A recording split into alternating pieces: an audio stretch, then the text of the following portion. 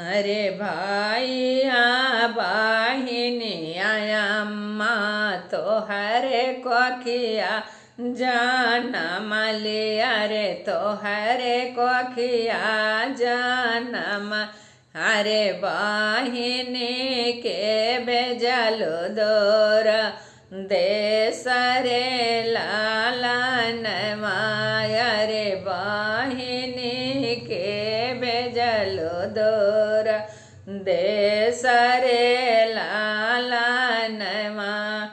भैया बहिनिया अम्मा तोहर कोखिया जनम लिया रे तोहर कोखिया जनम लिया रे बहिनी के भेजलो दोर देश रे लालनवा।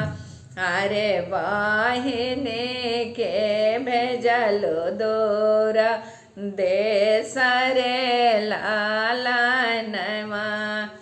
भैया के रखलो माया पनाई घरवा रे अपन महालिया रे हमारा के काहे भेज दोर देश रे लालनवा। अरे हमारा के काहे भेजलो दोर देश रे लालनवा। गैया भैंसिया पापा घरवा में रखल अरे घरवा में रखल। अरे सुंदर दुलारी बेटी के भेजल दोरा देश रे लालनवा।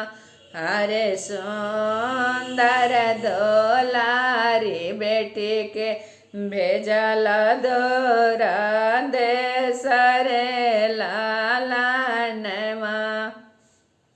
गैया भैंसिया बेटी घरवा के लक्ष्मी अरे घरवा के लक्ष्मी। अरे सुंदर बेटी शोभे ससुराल रे लालनवा। अरे सुंदर बेटी शोभेली साजन के साथ रे लालनवा।